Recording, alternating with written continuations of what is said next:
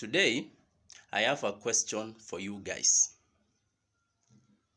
In the recent past, you have been pushing William Ruto, and this is through social media and some other different platforms, to a point, or rather to put in place the IEBC.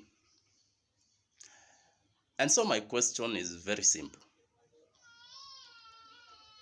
What do you stand to gain even if the IEBC was put in place today? What do you stand to gain from that as a Kenyan? Because to me, it seems like you are fighting a useless war, which is very dangerous. So, you have now convinced yourselves that you will remove William Ruto from office through the ballot. Something I find to be very difficult, and it will not happen.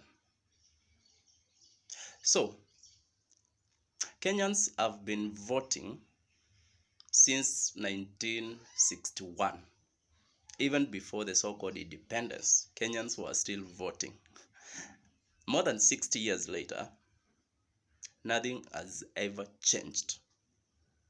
The system is as intact as it was in 1961.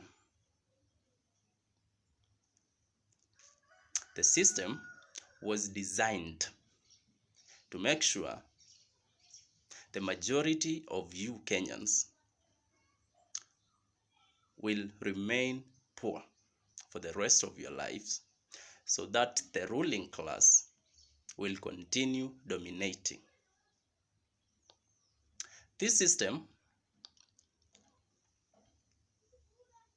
was designed to make sure the majority keep on working for the minority.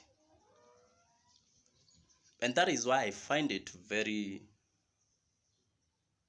I do not understand why after more than 60 years, Kenyans still think they can continue doing the same thing over and over and get different results.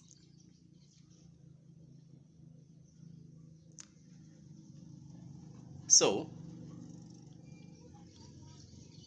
you think you can now change this country through the ballot?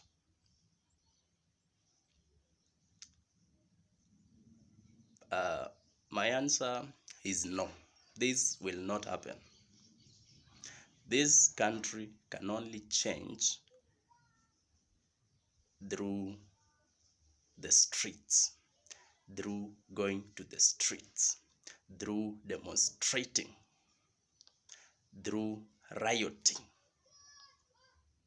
And yes,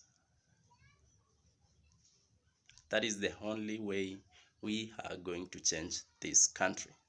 So the right time to remove Ruto from State House is now, by going to the streets until the criminal runs away. Anyone lying to you that you can do that through the ballot is an NIS agent who is being planted to keep you busy, to keep you occupied with the 2027 narrative, which will never change this country. So you want to tell me we give Ruto 2.5 more years to continue killing, stealing, destroying, and doing all manner of evil things, while we are, quote unquote, waiting to remove him through the ballot? Are you people serious? So in 2027, after quote unquote removing William Ruto, will you now resurrect the people he has killed and the people he will continue killing for the next 2.5 years?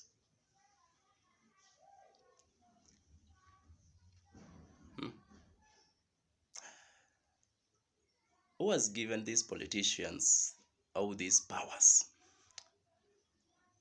Now they think that they can kill anytime, abduct anytime, destroy, steal anytime, and nothing happens to them.